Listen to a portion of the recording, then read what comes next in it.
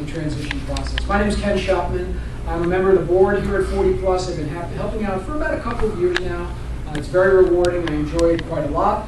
I'm just going to tell you very quickly about some of the things we offer here at 40 Plus, and then introduce our terrific speaker for this morning. First and foremost, 40 Plus is a community.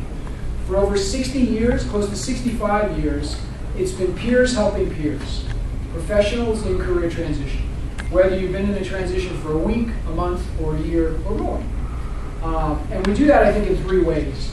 We offer content, which is why we're here this morning, to hear from experts who can provide you help with opportunities, learning more about opportunities in specific industries or professions, or, as I think we'll learn more today, addressing issues around the whole person. How do you maintain confidence during a transition period? How do you cope with stress? How do you deal with the financial issues that arise in transition? Working on your personal branding and communications. Those are all the kinds of issues that we address here on Monday morning, just to provide you resources and support throughout the transition process. The second component of 40 Plus is an evening program that we offer once a month that we call Networking with Purpose. Of course, it engages those who are working and busy during the day, but also provides a reconnection with experts in another aspect of professional development. Just last month, or earlier this month, here in July, we had our speaker talk about finding your perfect work. Because we believe that today, for experienced professionals, just getting another job is not going to be satisfying. You want to really identify what you're passionate about and making sure that you take that into consideration as you're looking for your next opportunity. So our evening programs are a second very important part of the 40 Plus value. But really the core and the heart of our organization, and the way we've been able to help close to 10,000 people across our 60 plus years, is our intensive 4-week career transition skills training course, where we work with folks in very small groups, no more than 7 at a time, over the course of 4 weeks in a very intense, immersive, almost a boot camp style program, where no matter where you are in the process, we're going to help you complete a transition. Whether you need help on your resume, your LinkedIn, interviewing, or developing a strategy and having a trackable plan for completing your transition. We have a faculty of about 25 volunteer facilitators. I'm one of them. Tom, who's here with us, is one of them. All of whom have been through the program themselves, so we know exactly where you are and what you're going through. And we work with people throughout the comprehensive process in the transition. So again, if you're interested, for those of you, raise your hands if this is your first time here with us at 40 Plus. 1, 2, 3, 4, 5. Great. Tom, can you stand up, please? Right. So when we're done with when our speaker's finished and we've got a chance for some questions and answers, we're going to invite those of you who are here for the first time to meet Tom, step next door, and learn a little bit more about 40 Plus. And then for those of you who are returning with us, it's an opportunity to network, to get those questions answered. For example, if you're having trouble getting a contact into a specific company or organization, I'm willing to bet there's someone in the room who, if they don't know someone at that organization, they know someone who knows someone. So if you have other questions or challenges that you're facing in your situation, that networking time after our speaker is the way to do that. So with that, let's get started for today. We're very pleased that Monia Renee Emery is here with us. She is a transformational coach, helping you find balance between work and life. Renee has more than 20 years of experience in the corporate world, most recently as a supplier diversity inclusion professional and brand ambassador, coaching small and diverse suppliers on doing business with large corporations. Her background includes an avid interest in personal and spiritual development, and she's moved from previous roles in entrepreneurship through a natural transition to coaching, which is something she's recently begun. Her experience includes roles at organizations including MCI, Singular, Quest Communications, and US West. She's currently a certified life coach and global diversity and inclusion specialist. So please join me in welcoming Renee. Can you help me out here? So good morning, everyone. Good morning. Good morning. Thank you for coming. Did everybody have their coffee this morning? No. No? It's always time for more wow. coffee. Yeah, you gotta have your coffee. I definitely had mine. And actually, I had some espresso this morning, so if I get to be a little bit overly animated and excited, you know why. I'm not crazy. It's just the espresso. So thank you again, Ken, and everyone for having me here. I'm really excited to talk to you guys this morning. And I'm standing over to this side because I don't want to block the screen. The podium was out front, but I need to be over here for the technical part of my presentation. So as Ken mentioned, I'm a life coach and a consultant. I am a mompreneur, and yes, a mompreneur. That's a new term that everybody's using now. And what I do as a life coach is basically I really help people get clarity around what they want out of life. And then I help them put together a plan to do that. And in putting together that plan, we set goals, we have milestones, and I help them work towards those goals by giving them constant support until they get there. And when they reach one goal, if they find that there's something else that they're interested in doing, then we'll move on to the next, and to the next, and to the next. And throughout the whole process, what they're doing is they're getting better focused. They're getting really clear on what they want. They're getting a better sense of direction, because a lot of times, you know, we think we know what we want, but then we really don't. And because we really don't, we're not really moving forward in the way that we probably should, or in the way that we think we should. So that's what I help people do. And as Kim mentioned also, I did come from a corporate background. I spent 2 decades working in supplier diversity. And what I did there was I worked with small businesses and diverse suppliers, also mostly small businesses, helping them to win contracts with large corporations and government agencies. So they would work towards contracts to do anything from, say, providing office supplies, to doing landscaping, providing IT services, or anything like that. But the best part of that job for me was actually when I got to coach them and when I got to consult with them. That was what I really resonated with. So when I left my corporate career, moving into coaching was just kind of a natural place for me to go. And the way that I ended up leaving my corporate career is through what I like to think of as divine intervention. I got riffed.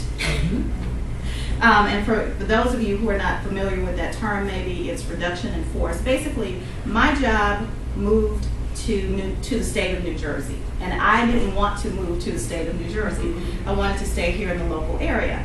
So I chose to take the layoff package, and in doing that, I found that I was going to go ahead and start my business. It's like, yeah, I've been thinking about this and planning for this. I've gotten some certifications. I've been doing a little work here and there on the side. So now it's time to really jump in and go for it. So that's what I'm doing now, and that's how I came to be here with you today. And one of the biggest motivators for me in starting my own business too is that I'm a single mom.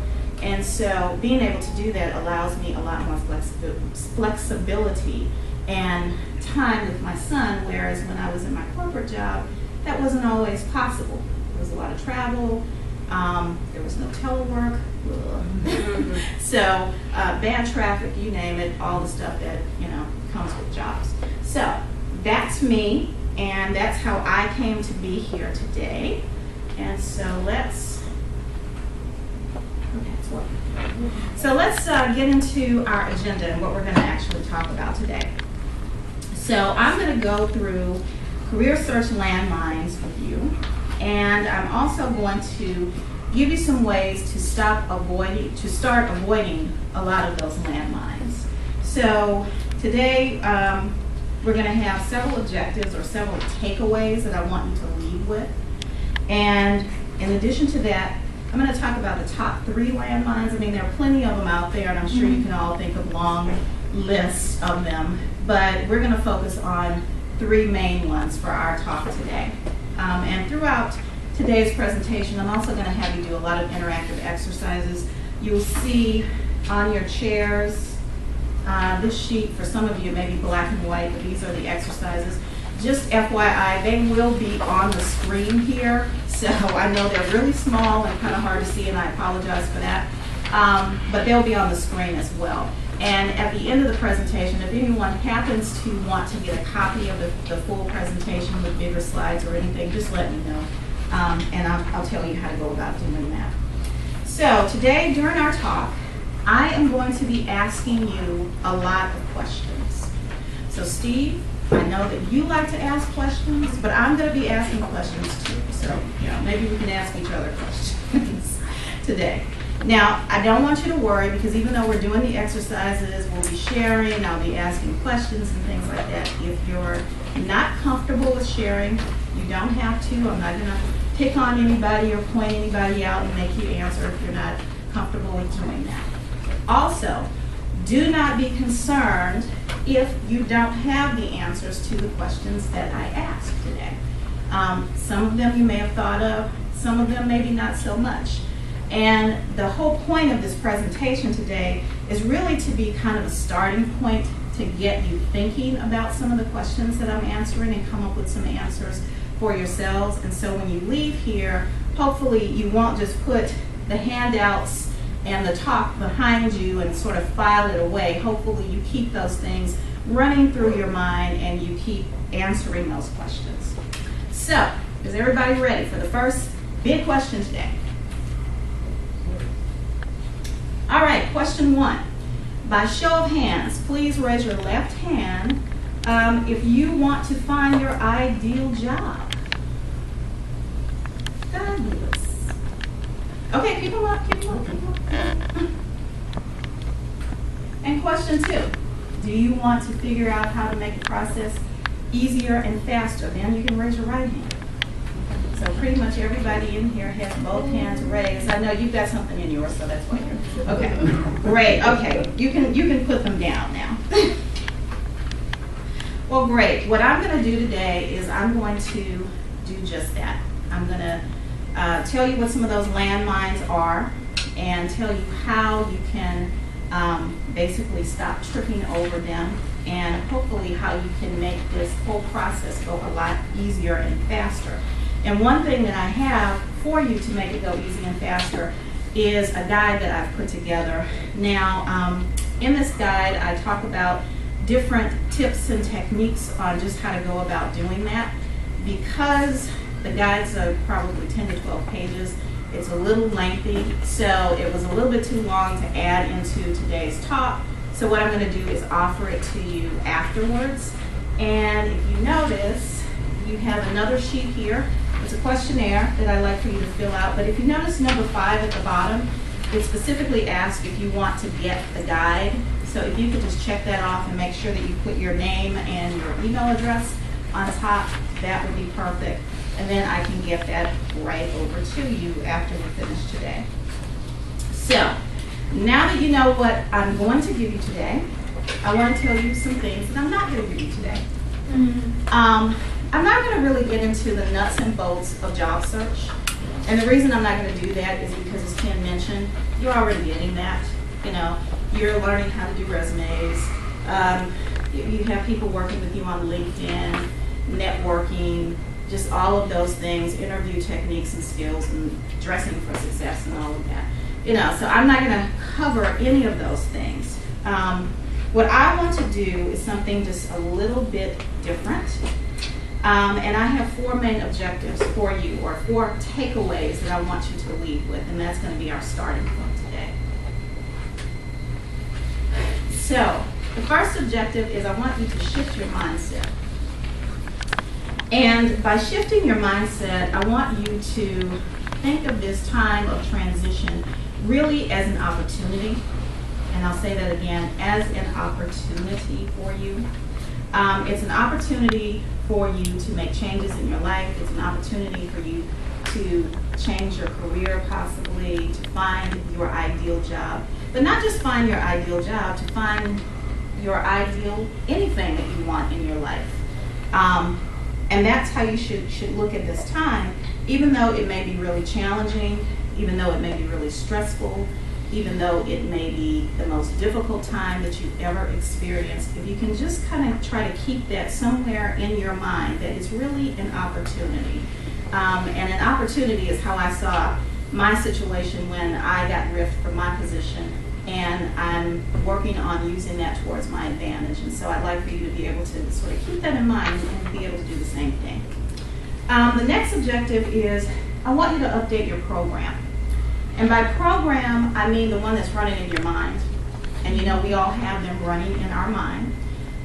Just like an app on your phone, it's always there. It could be running in the background. You don't even know it's running. Then you get ready to use some other app on your phone and you're going, wow, why is this thing so slow today? What's the problem here? It's because that other app is running in the background and it's affecting it. And sometimes you have apps, you need to update them. And you have the apps in your mind, those programs in your mind, sometimes you need to make updates to them. Sometimes you need to delete them altogether because they just don't serve you anymore. You need to just get rid of them. So that's something that I want you to keep in mind today. And as we go through the presentation, and as I ask you all of these various questions that I'm going to be asking you, hopefully that will start to give you some insight on maybe some of the programs that you have running in the background. Some of them may even be running in the foreground, but maybe you need to make some changes to them. Maybe you need to do some updating. Maybe you need to delete them all together and start with something totally brand new. So be open to that. The next thing I want you to do is I want you to believe that your next job will be your ideal job. And if it's not, then it's because you're not believing it. And that is where it really all starts. It really all starts here in your mind. I want you to believe that that next job is going to meet your needs in a much bigger way than any previous position you've ever held. Whether that is through better finances, you know, you get a bigger salary, you get a bigger title, all of those things. It's going to be more fulfilling and empowering, more impactful to you. You'll be respected and appreciated in ways that you never were before. You'll feel aligned with your environment and with the culture there. That's what I want you to believe, that it is possible, it can happen, and it will happen to you. Okay? And the final thing is I want you to commit to action. And kudos to everyone here today, because just by being here, you have already made that commitment by joining this organization and getting all of the great services that they offer. You're committing to action. And by listening to this presentation, you're actually activating the process of finding your ideal job. So good for you. So let's move right into it. Our first landmine today is around clarity. And actually, clarity is not the landmine. The landmine itself is lack of clarity. But I wanted to keep things positive, so I put clarity there. So I have a lot of clients who come to me and they tell me things like, hey, you know, I really want to make a change. You know, and it could be anything around their finances. It could be with their careers. It could be their relationships. A lot of times I want to do something different. I want to do something more. I'm just feeling kind of off balance and like things aren't right. And I ask them questions, of course, because that's what I do. And one of the things that comes up more often than not is, well, they don't really know what that something is. That is because they lack clarity. And because they lack clarity, and I'm sure any of you in the room who have been in situations where you just weren't quite clear on what you needed to do or where you wanted to go, you probably experienced some of these same things. Renee, Yes?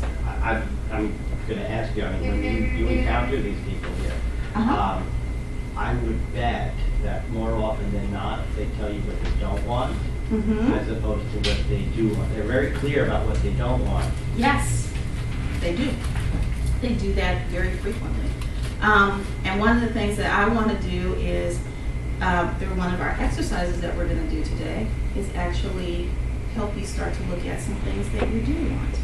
So we'll talk about the things that you don't want also, but we're going to do both because you do have to do both.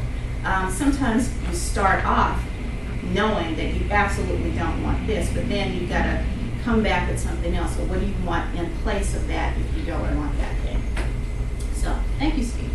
One of the things that you can feel when you don't have the clarity that you want or you need, you can get really frustrated. You can feel very overwhelmed. You can tend to lose confidence. You can procrastinate, and that's really a big one because you're procrastinating because, well, if you don't really know where you want to go, then how do you know how to get there? You know, what route do you take? If you don't have a route, then you're kind of standing there going, okay, well, what do I do next? So you just sort of stand still and you're waiting for something to happen and you're waiting and you're waiting and you're waiting and it never does.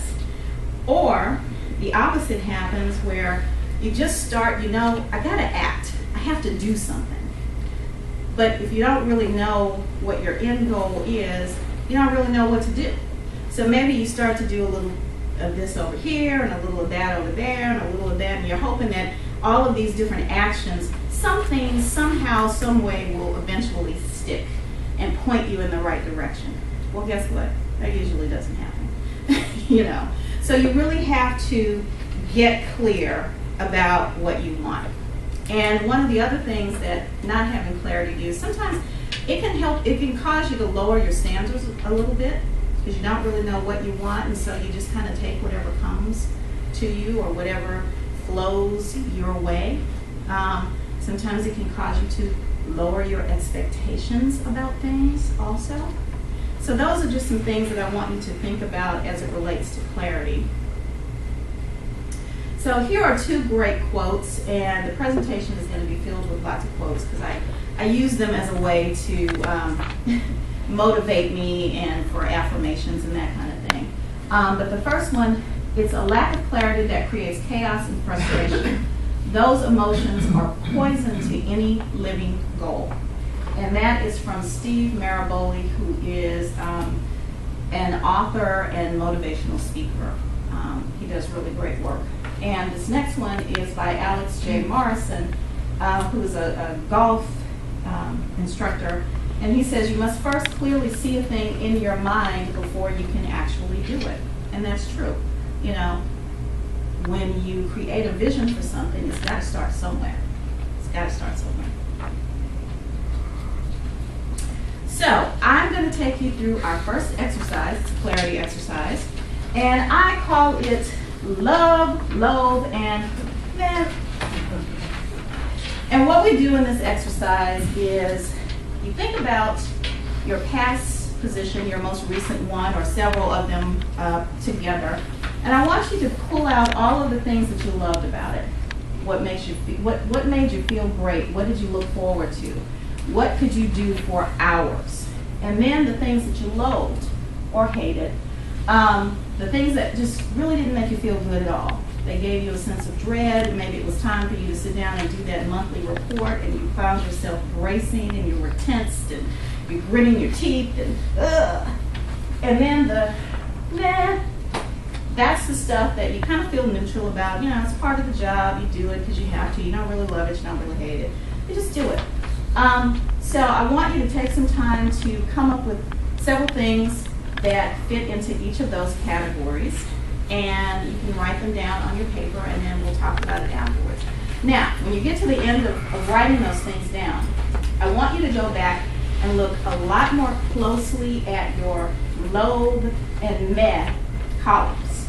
And the reason I want you to do that is because a lot of times people will mix those two up.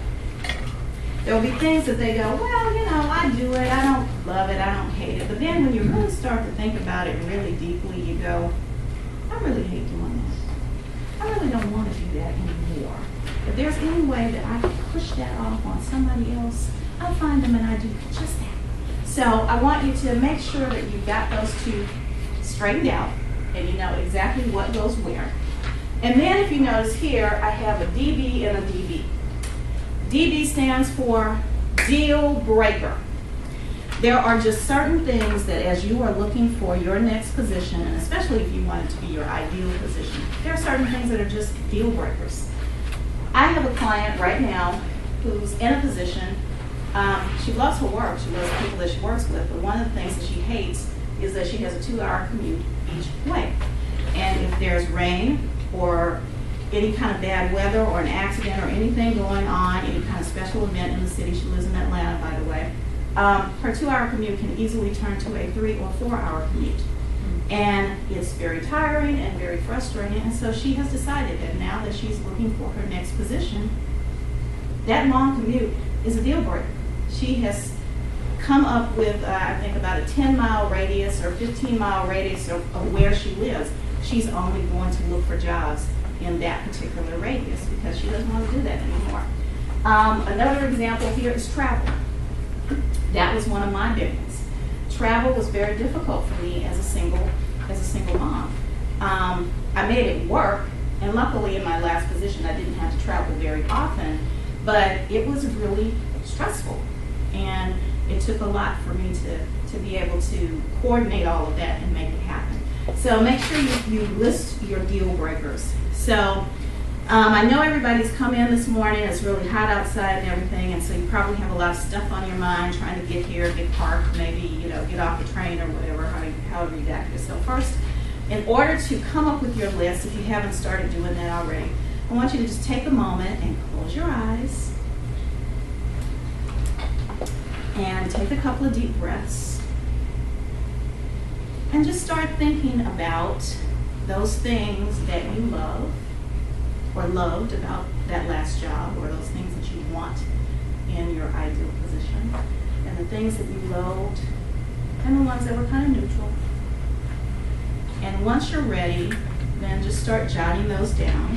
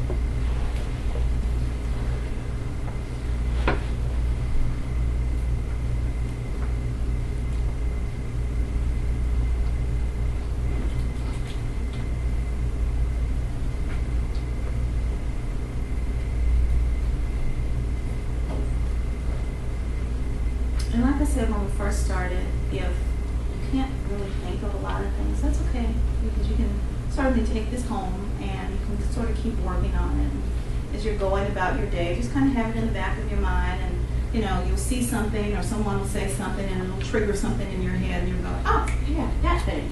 I really love that about my last job, or I really hated that about my last job. So just kind of keep it coming. It's a process. It's a process.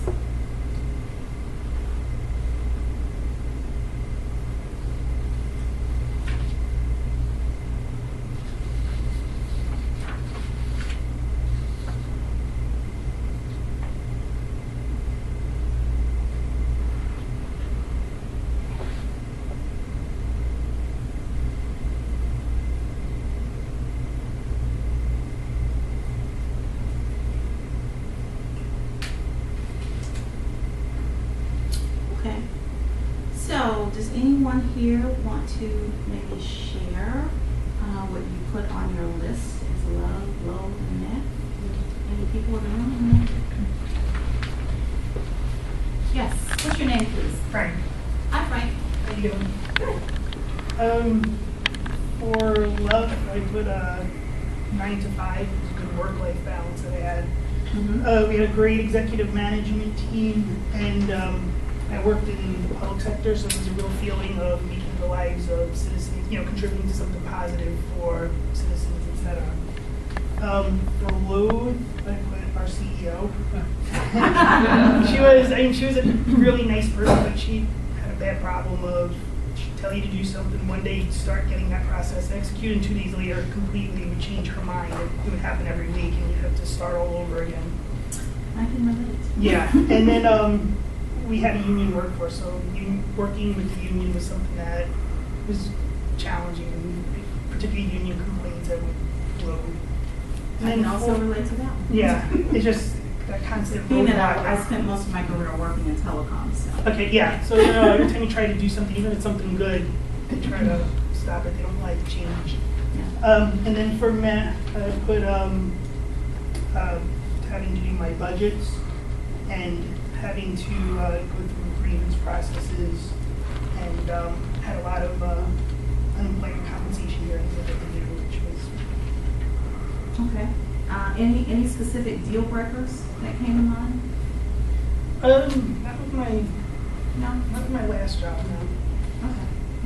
And as you go home and you continue this process and thinking about this, it may not be your last job. It may be something that happened in the past. So just kind of keep those things in mind also. So anyone else want to? Yes, Patricia. Yeah. Well, I think that, okay, this is a mix, not just my last job. Okay, I really that's fine. love teaching adults, working with a good team, doing presentations, facilitating partnerships, advocating, that type of thing, working with numbers, and then, as Frank said, being part of a positive mission. That made it, I love that. I wouldn't like a long commute. I didn't have one, but that would be a deal breaker. Yeah. Planning events and logistic things I don't like. And writing reports. I like some writing, but reports, like, couldn't get into that. Working in group, the men, I didn't figure out that yet. Okay. Okay. I think we have time maybe for one more. My name is Khan. I love to meet people, Okay. and in my past jobs I've been love to teach them also, to guide them people and to put their path to progress. I was in banking job and did a lot of seminars and trainings for my junior people, and the feedback that I received is a lot of love from them, because I was very open and frank. They still love, and I cherish their generosity that they are returning me back with their love. The thing I hate is the arrogance that sometimes I feel in my job from my seniors. So, and then there are some elements of uncertainty that maybe or maybe not, Yeah. that frustrates me. And then again, that uncertainty that's sometimes positive, negative. It's also a mixed feeling. So it's also a challenge and Yeah. it's also a blockage. So I positively take it as a challenge, but most of the time it's also frustrating. Yeah. Yeah. So did you have any specific deal breakers? What I get is basically meeting people, interacting with people. I like.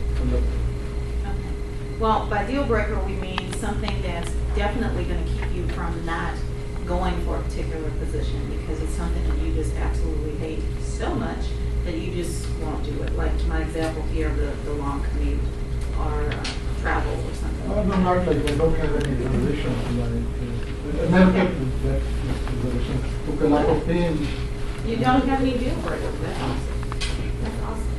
So thank you for participating in the exercise. I hope you can see what's happening here. Basically, this is kind of a way for you to figure out what's going on in your head and also what's going on in your heart. And to figure out how those things might be lining up, or maybe they're not lining up at all. And what you want to do then is try to get them to line up more. Because in our quest for getting your ideal job, what we're really trying to move to is things in the love column, you know. And we know that there's always going to be some meh, it might even be some low stuff, but we want to try to minimize those two as much as possible and get as many things in that love column as possible. So you want to just keep working through this exercise, like I said, after you leave here, and keep coming up with ideas and really start to think about that very deeply, because there are really some things that, you know, just make it really difficult and challenging for you to be in your ideal situation. So that was the purpose of that one. So one of the things that I mentioned having lack of clarity does is it causes you, or can cause you, to lower your standards and lower your expectations. Expectations are a strong belief that something is going to happen, or that something will be the case in the future. And did you know that what you bring to a situation, or the expectations that you bring to the situation, can actually change the reality of the situation? Just think about the placebo effect. Is everybody familiar with that? Yeah. So you have all of these big drug studies, and you got a group of people who are actually taking the real medication, and then you got another group of people who are taking a bunch of sugar pills. But they come in believing that these pills that they're taking are going to help them to feel better. And even the people who are taking the sugar pills, now they may not be cured with their illness, but for a period of time, they may report that they start to feel better. That's all expectation. So I have another couple of quotes here. And I've got one, the first one here, you have to expect the best to get the best. That's from Norman Vincent Peale, who's actually one of the founders of this organization. And he had that quote in his famous book, The Power of Positive Thinking. It's a fabulous book. It's very, very old. It's been in print for many, many years. I'm sure I'm not sure what the latest version of it is, but you can find it in any library, any bookstore. It's great. And he really talks about a lot of things around being positive, and expectation is, he has a full chapter on that in his book, actually. The other one here, expect nothing and you will never be disappointed. Well, that author is unknown, but that's very true. If you don't expect to get anything, you won't get anything. If you expect to get something bad or something negative, that's exactly what you're going to get. The universe hears you when you put out the call, and it will respond accordingly. So keep that in mind as it relates to expectations. Now, I also have a story I'd like to share with you, or not a story, but it was an author by the name of Chris Burdett. He wrote a book called Mind Over Matter. And in this book, he actually talked about a blind taste test for wine. And I sure would have liked to be a part of that. So what he had was, he had a group of people who were the wine tasters, and he had two separate groups of wine. And in one group, the tasters had information about the wines that they were going to be tasting. They had information on pricing, and they had information about critic reviews of those wines. So their job was to taste the wines and then rank them for quality. So they did exactly that. They tasted the wines, they ranked them all for quality, and they finished that part of the test. So they move over to the other side of the room, and they have these other wines which they don't know are the exact same ones that were on the other side that they had the information about. But this time they have no information about any of those wines. So they do their tasting and they rank them. What they found was the wines that had either the highest price or the highest quality, or I'm sorry, the highest or best reviews, were ranked as having the highest quality. They came to the other side of the room and they may have tasted that exact same wine and thought, oh, this stuff is terrible. This got poor quality. You know, I can taste all kinds of stuff in here that probably shouldn't even be in wine. Why is it even here? And so when they shared that information with them, it was very interesting. It was their expectations that made them choose or rank the wines that they had the information on best, because really they were looking at what the critics said. The critics said it was great. Well, this is a $60 bottle of wine, so surely it must be a great quality wine, you know, whereas maybe that one's a $6 bottle of wine, and I can certainly tell it's a $6 bottle of wine. So that's what happened in this particular study. So it's just kind of a way to have you make sure that you are aware of your expectations around things, particularly your expectations around your ideal job, your expectations around pretty much anything. Renee? Just, yeah. I'm sorry, I didn't interrupt. I'd say there's another great example, and you can see it on YouTube under a website called What I Found Out Today, but it's about New Coke. And apparently the people who complained about New Coke, when they did a blind taste test, actually preferred it to Old Coke. But they refused to buy it, and they caused a big public collision. So even in the blind taste test, they found that they preferred it, but they couldn't give up their expectation that it was different. And so that's how ingrained this stuff gets. It does get really ingrained, but I'm a Southern girl, like a real Southern girl. I grew up in Louisiana. So, you know, we're Coke people down there, whereas up here, you guys up north, you're the Pepsi people. And when the new Coke came out, I did taste it, and I hated it. And I knew it was new Coke, so and I refused to get it. And my parents refused to get it for me.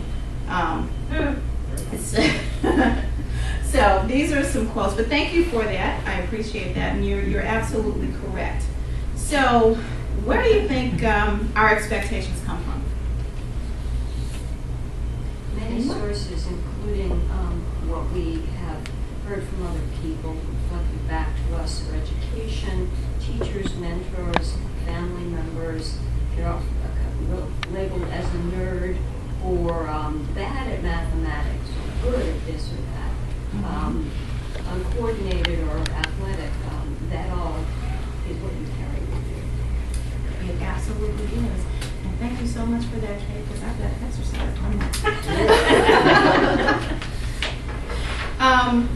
Well, one place that our expectations comes from are our actual beliefs. What do we actually believe about things?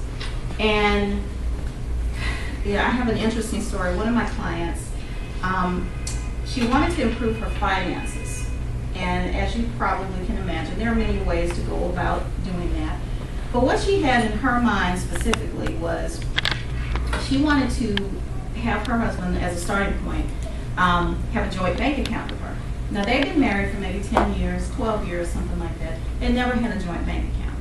It didn't cause any problems. You know, they both had good jobs. They made good money. They paid all their bills on time. They took care of their kids.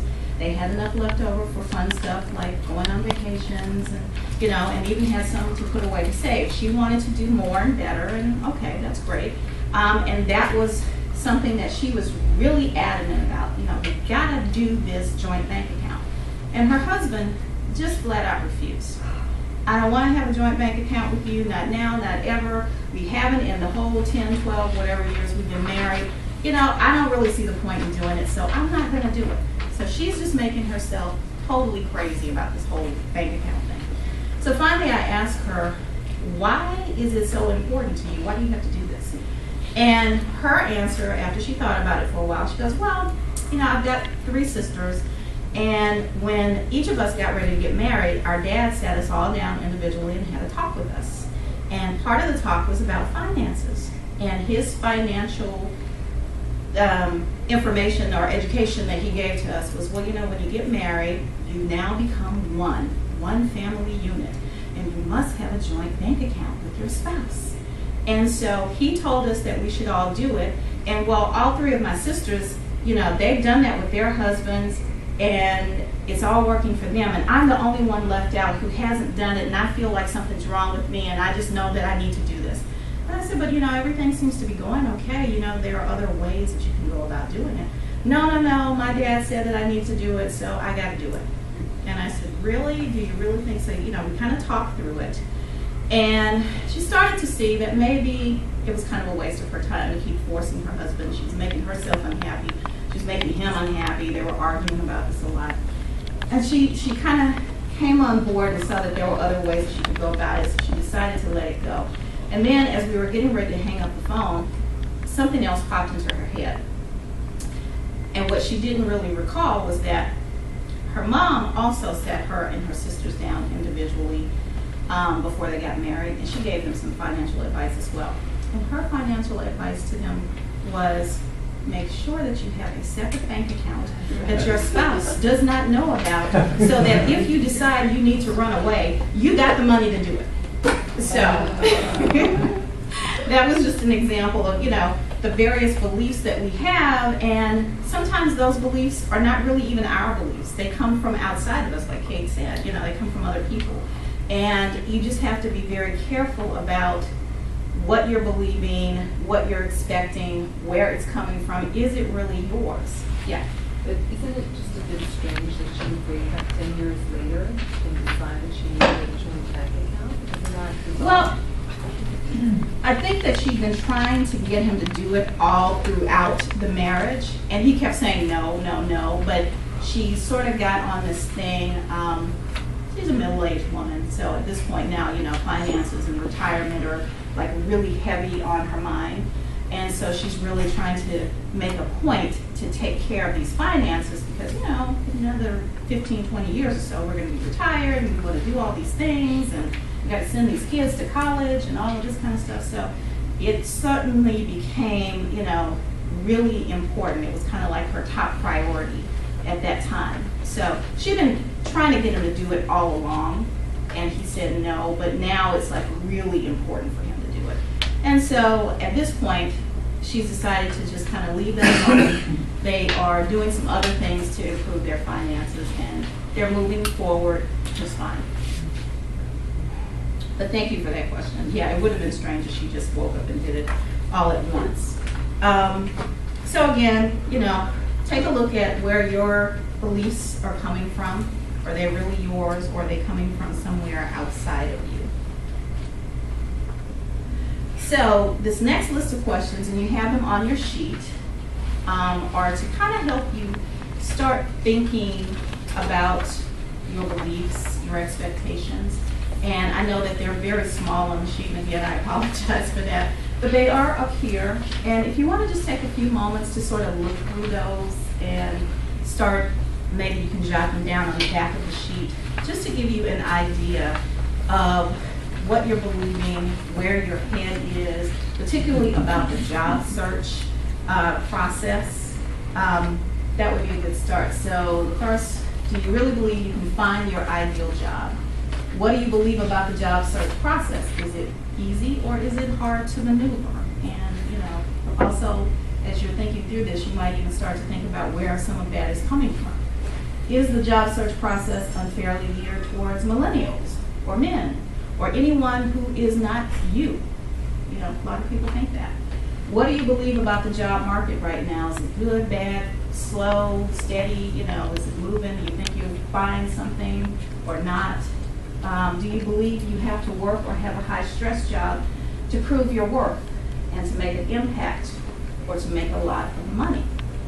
There are a lot of people out there who believe that. And one company that I worked for, that was kind of a part of their culture. If you were not stressed out and half crazy and, you know, just running around like a chicken with its head cut off, no matter how hard you were working, no matter how many of your goals you met and how much results you brought, they didn't care. If you didn't have that sort of frazzled hair standing on end look about you like you were just about to just go off the deep end at any minute, they just assumed you weren't working. She's not working hard enough. You know, you're just always so calm. Why are you so calm? So, you know, those are things to think about as well. What do you believe about your skills, about your age, about your gender or ethnicity as it relates to work? Also, do you believe any of the issues in the questions above have an effect on you getting your ideal job? and why? So those are just things to think about. I don't know if you've had an opportunity to think about those things before. And maybe you have, and maybe you kind of hit the surface, but those are the kinds of questions that, you peel back the layers of the onion and you keep going a little deeper and a little deeper and a little deeper. And you might answer that question today and you have one answer, and you might come back next week and you have another answer, and next month and something else comes into that. So just kind of keep those with you and keep those in your mind. I won't even ask you to share your answers on this one. But please take it with you and keep it as part of the process of finding your ideal job.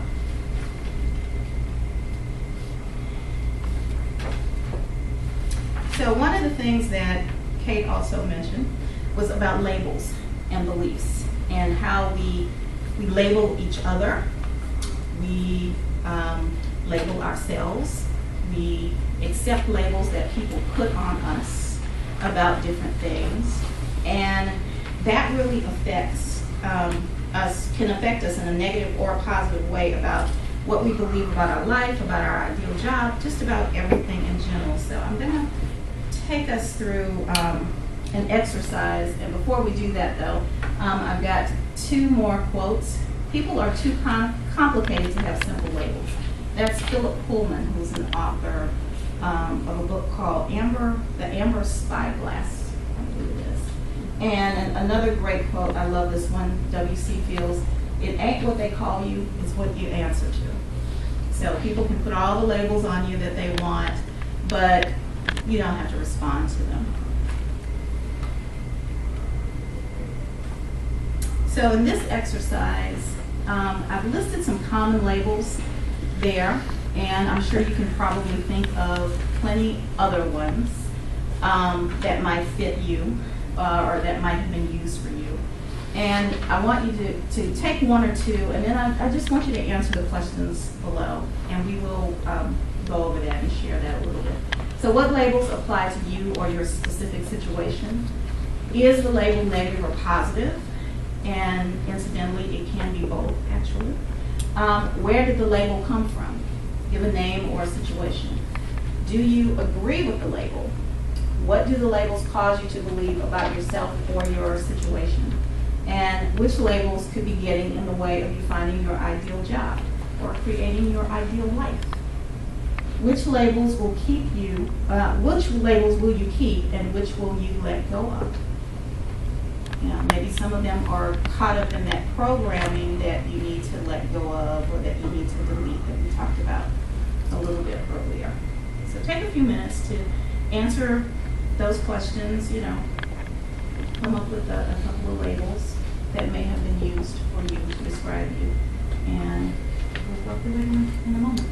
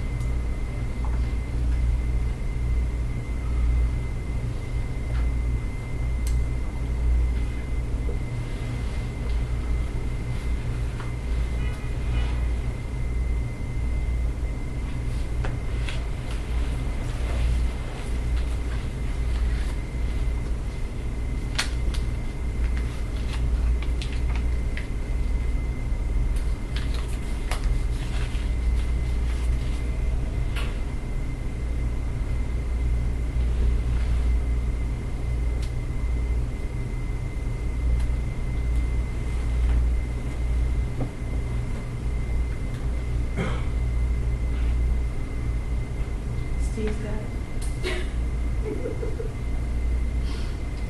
So does anyone want to share? I'd be happy to if anyone else. Go ahead. I'm going to start with yeah, I'm going to collapse them, but I'll start with, I'm a square peg. I'm different, I'm unique. Is the label positive or negative? Yes. Both. In some aspects, it's negative, you'll hear in a minute. In some aspects, it's positive. I am the Apple poster think different, in certain circumstances. That's great. In others, I'm a nonconformist. It's not accepted. Where'd the label come from? Well, many places, but right now I'm disabled. So I've had a great run as a professional, as a lawyer, as a MBA, as a chief financial officer of a startup company. A lot of the label has to do with, well, you're not working now. So, so you don't fit the mold of what we're looking for. Do I agree with the label? Yeah, absolutely. I mean, and in certain ways I'm proud of the label. What does it cause you to believe about myself, and what labels are getting in the way?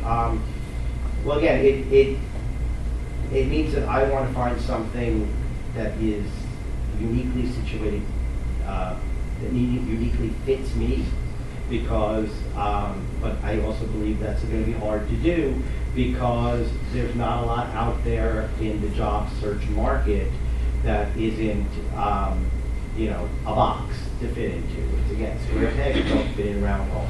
So does it get in the way? Yeah, it makes me discouraged from the process. I'll leave 7 out. I mean, again, it's negative and positive. So certain aspects of it I want to let go, but certain aspects of it I want to promote because of my career. So it's complicated. Yeah. Life usually is. It's not black or white. It's always kind of some shade of gray in between. But you said something interesting in one of your answers, and you said you believe that it's going to make it hard for you to get your next position. And maybe you shouldn't believe that.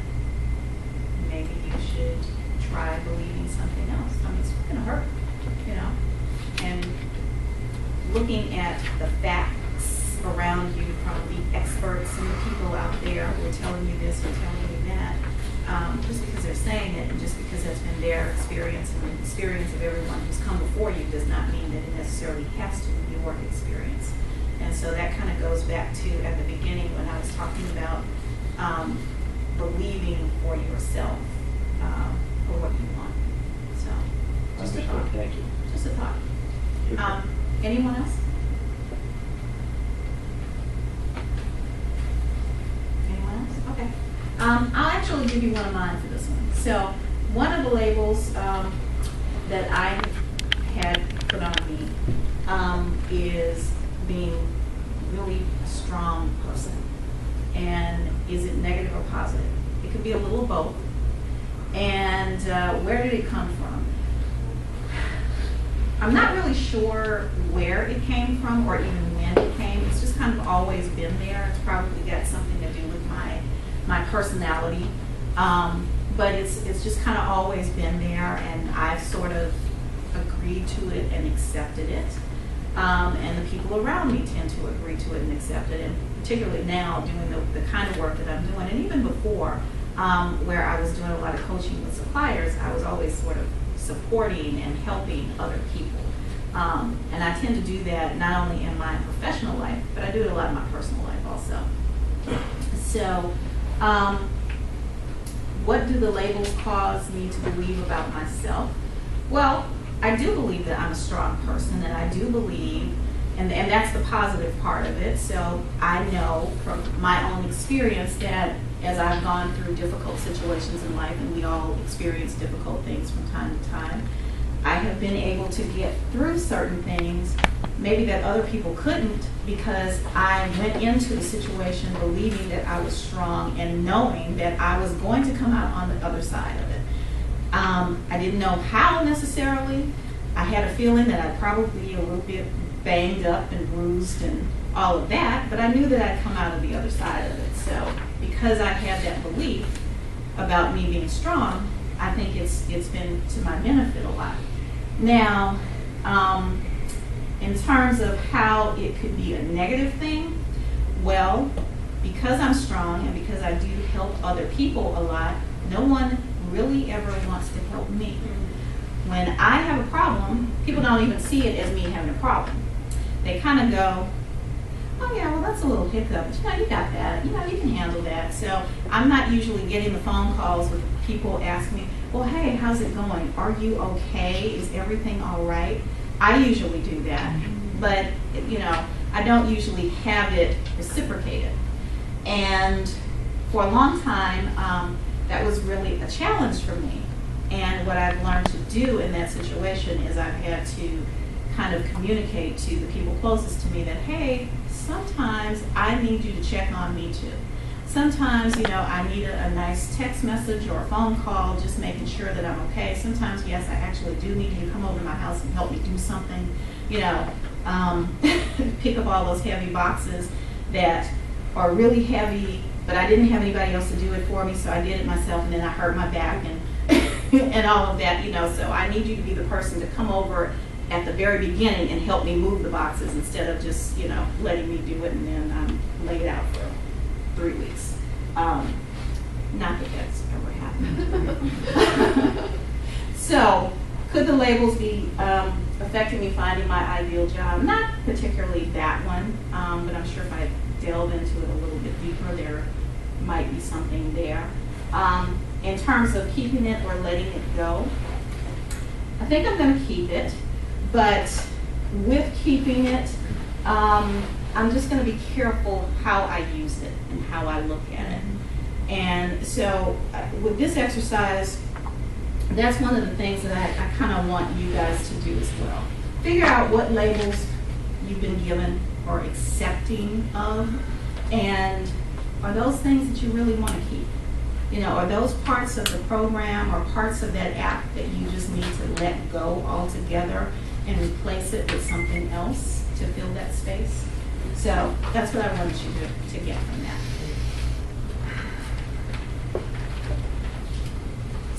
So, yes. A question about that last part. You said my personality is, I come across as I'm this strong person, and I decide I'm going to keep that. But what if you said, oh, I decide I'm going to get rid of that? That's your personality, that's how you come across. Could you do that? Would that be realistic, or is that just something that you live with? I think it can be realistic. I've met a lot of people over the years, and people can change. Mm-hmm. And if you make up in your mind, if you make a decision that you're going to change something about yourself, any type of habit, or even a certain aspect of your personality, if you really decide that you want to do it, I believe that it's certainly possible. Believe it or not, even though I'm a coach, there was a point in my life where I was going through some bad things, and I was very, very, very negative. And it was really easy for me to be because I grew up in a family with very negative people, so it was kind of always around me, but I always sort of tried to make an effort to sort of push through that and not be negative about everything that happened like my family was. And I was, for the most part, pretty successful at it. But I got to a point where I was really having some challenges and really having some issues, and I could hear all of their voices just playing in my head all the time, and every negative comment, thought, question, situation that they could bring in, the worst case scenario for everything. Oh, that tape was playing, and it was playing so loud. And I started to then spit those things out myself, and I became that person. And I even had people come up and tell me, what happened to you? This is, why are you behaving this way? And that kind of went on for actually a couple of years as I was going through that. And it was really, I didn't even realize that it was happening because I was just so deep into what I was going through. But I got to this point where I started doing my own work. And in doing that, I realized that that's what was going on with me, and I didn't want to be that person anymore. I did not want to be negative Nellie. So I made a real concerted concerted effort to make a change with that part of my personality, and I did. So I switched back over, and I'm trying to be more positive about things. And some days, you get stuck in traffic, and you get a little negative, but I try to keep it moving and going in the right direction. So hopefully that answers your question. Steve? I just wanted to see if I could, clarify that for the gentleman. I think, having the label is one thing, but having what the meaning of the label to you can change. Yes. You can still be a strong person, but as you said in your example, you don't have to do everything yourself. Right. You can ask people for help. You can, instead of having the expectation that people are going to call you because they're going to notice that you need help, that you're going to communicate to them, hey, I need help sometime. So it doesn't change you being strong, it changes what being strong means to you. Exactly. Thank you, Steve. Jennifer? Yeah, I was just gonna say a similar thing, that I think you're right, you are who you are, but if you're an introvert, if it is impacting your way, getting a job or whatever, that you can push yourself out of your comfort zone. And so you may always be an introvert, but you just kind of say, okay, I should say something here, I should join in. Or if you're a strong personality, maybe think about like your delivery. Right. So it's just how you approach and use those things that can be positives and negatives. Exactly. And that's a perfect example, because I'm actually an introvert. But believe it or not, in the work that I did over the last 20 years, and now I'm doing a lot of these kinds of talks and presentations and doing things, but I had to do that kind of thing when I was working also. I also had to do a lot of events where I would go to like a conference where there were 1,000 people in the room, and they'd all rush to talk to me. And I had to make that work. Now, I've been doing this for since I was 2. So I learned early on, but the very first couple of times I went out to those types of events and it happened, it just kind of blew my mind. I didn't know what to do. It was like, oh my God, all these people. And they were lined up around the corner to come and talk to me in my booth. And the reason they were is because I was going to be talking to small businesses about getting contracts with the agency that I work with. So of course everybody wanted to talk to me, but I really was not prepared for it.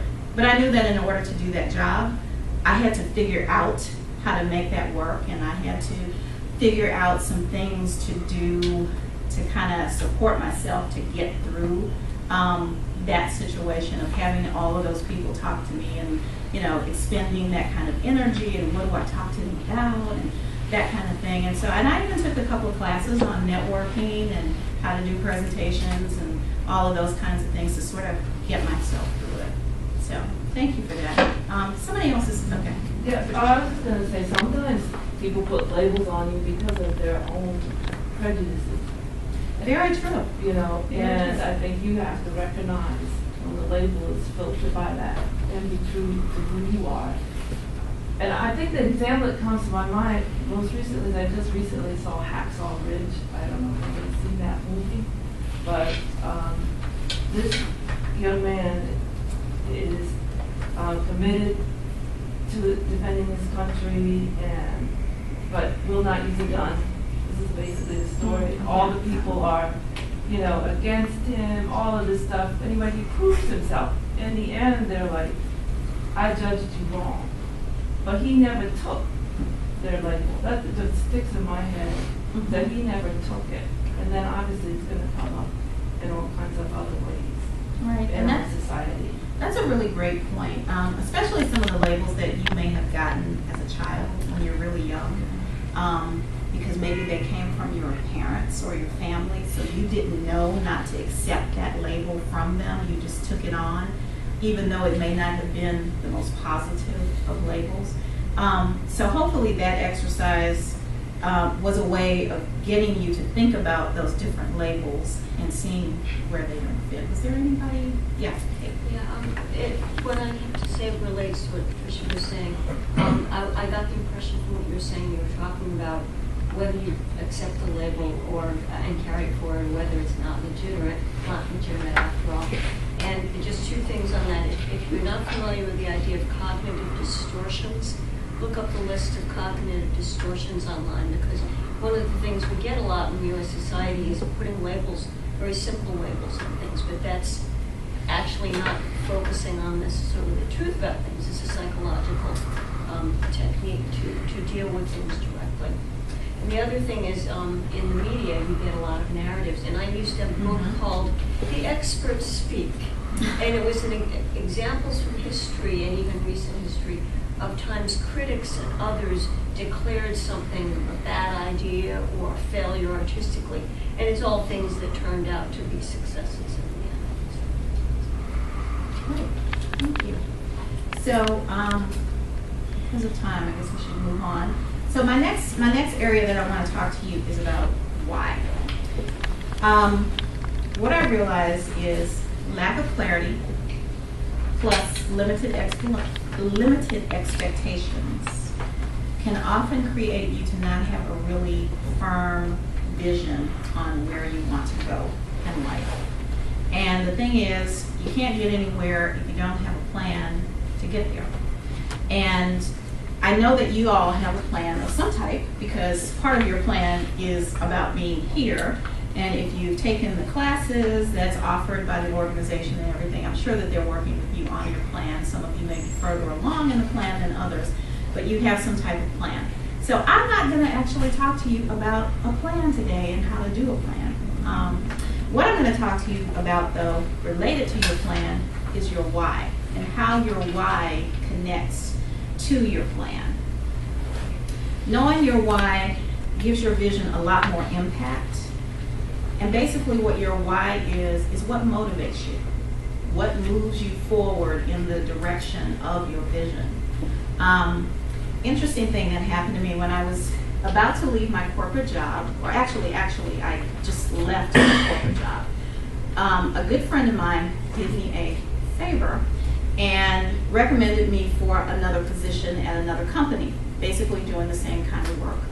And, you know, it's like a week after I'd gotten out of there, and I kind of sort of had my mind set that, okay, if nothing else, because it was summertime, if nothing else, I'm just going to take a break and enjoy spending time with my son, and we're going to go on vacation, and I'm going to relax for a few months before I even start to do anything. And so, you know, a week or two into it, I really didn't want to even go to a job interview, you know. But I felt, well, it's the least I can do. He recommended me, so I went. I went to the first interview. It went great. I went to the second interview. It also went great. Now it's down to 2 people. We've got one big VP that, you know, the 2 of us need to meet. So they were ready to schedule a third interview so we could come in and meet this last guy, and they would make their final decision. And when I got the email to schedule it, I had been doing some thinking, and I realized I didn't want to schedule it. So I didn't. I told them it wasn't going to work out for me, and I just wasn't interested in the position. But the reason was because of my why. Now, when I looked at it, here I am, a single mom, just lost a job. Did get a severance package, but you know, eventually that runs out. You want to have a job, and I'm thinking, maybe I should take it. And I talked to a couple of friends, and they were like, "Are you crazy? What's wrong with you? Why would you go to the interview? It sounds like you're going to get the job. You should have done that." So that was an issue. I knew the job was going to be easy because it was pretty much the same thing that I'd been doing all these years before, so there wasn't much of a learning curve. The pay was pretty good. The benefits were pretty good. They even moved the company into a brand new building. It was this absolutely beautiful, state-of-the-art everything. It was all these cool blues and greens. You know, it looked like you were at the beach all day. Big windows overlooking the city, and I'm like, ooh, that would be nice. But it still wasn't working and connecting with my why. And the things that were my deal breakers about this job, one, there was no telework. And when the question came up about telework, and actually I didn't even bring the subject up, it came from the person who was interviewing me. You know, it's like, we don't do teleworking here, and we really frown on people who want to do it. Well, I've got a small child, and you know, kids get sick, they have holidays from school, there's snow days and everything's closed.